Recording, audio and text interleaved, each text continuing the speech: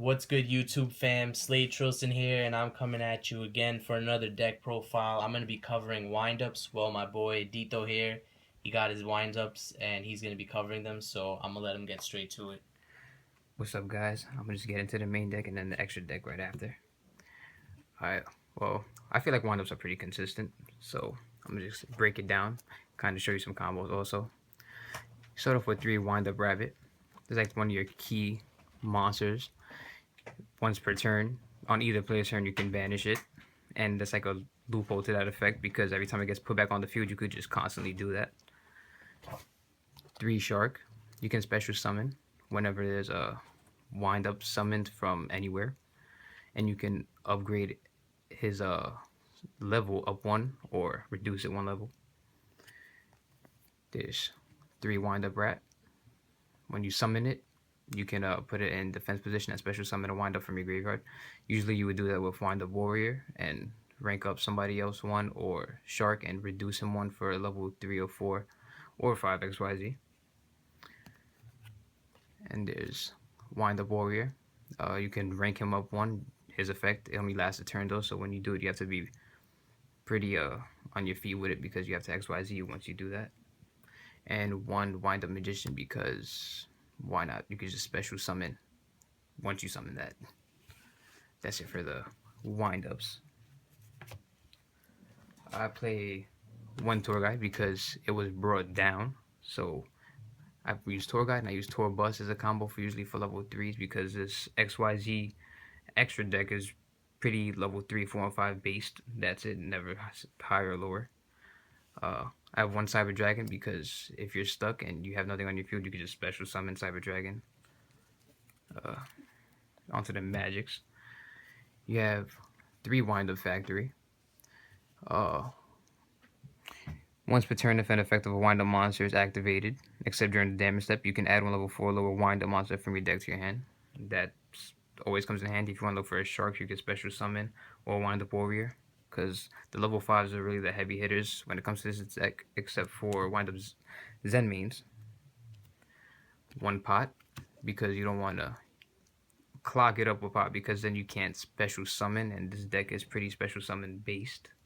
So just in case you get stuck, you can use Pot, but I wouldn't say run more than 1 for that matter.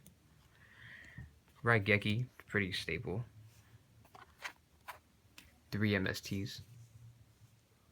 Book of Moon, Dark Hole, and 1 Day of Peace, so that you can just draw if you have nothing in your hand and you take no damage regardless if someone attacks you. Onto the traps. I run 2 Mirror Forces, stable. 2 Fiendish, stable. 2 Wiretaps, also stable. I run pretty much all staple trap cards. Trap Stun. Call of the Haunted. You could do plays with Call of the Haunted too if you want to use like Windup Rat or something. Or you can just bring back a Shark or a Warrior and just rank them up or down 1, or anybody who you want for that matter. Torrential Tribute. Compulse. Bottomless. Deep Prison, and Threatening Roar.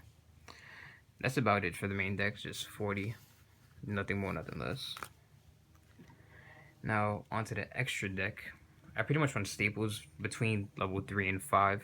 I run number 101.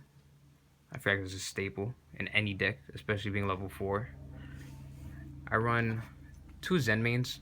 You could run 1 or 3, really. I run 2 because it's a wind-up deck, so why not just run 2 of them?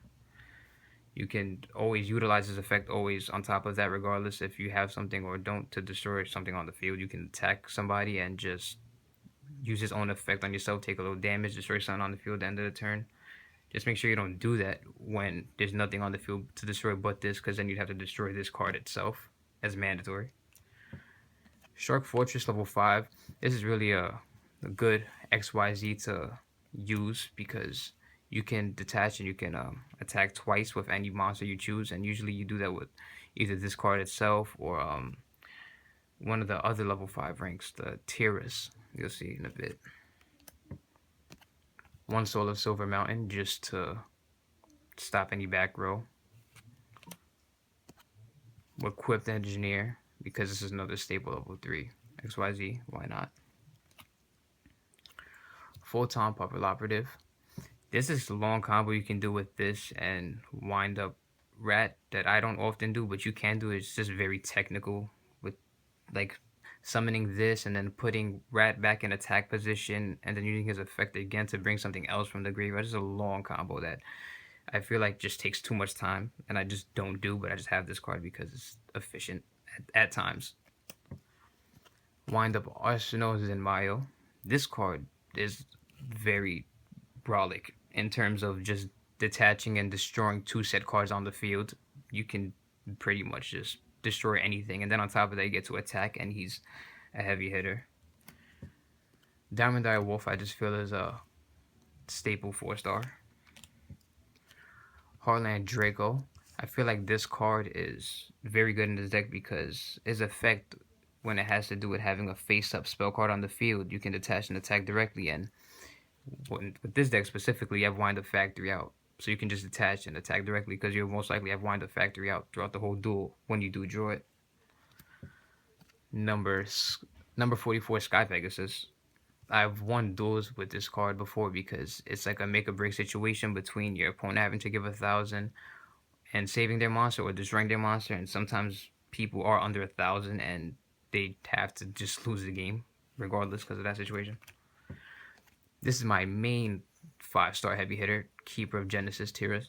This is just a brolic card in general. Like, when it has an XYZ attachment on it, it can't be destroyed by anything. And once per turn, if it's attacked or does attack, you can detach and destroy something on the field. It's pretty strong.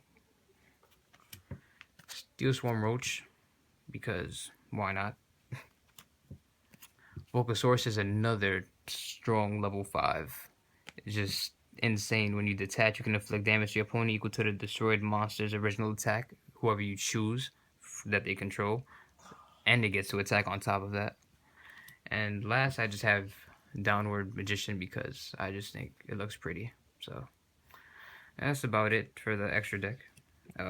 That's how I run my windups, and I'll give it back to Slate Trosen. Alright guys, throwing a like for my man Dito, showing us his windups. As you can see, he's got it all figured out for them, so be sure to try that out. So like, subscribe, comment below, and let us know what you think. Thank you. Slate Trosen out.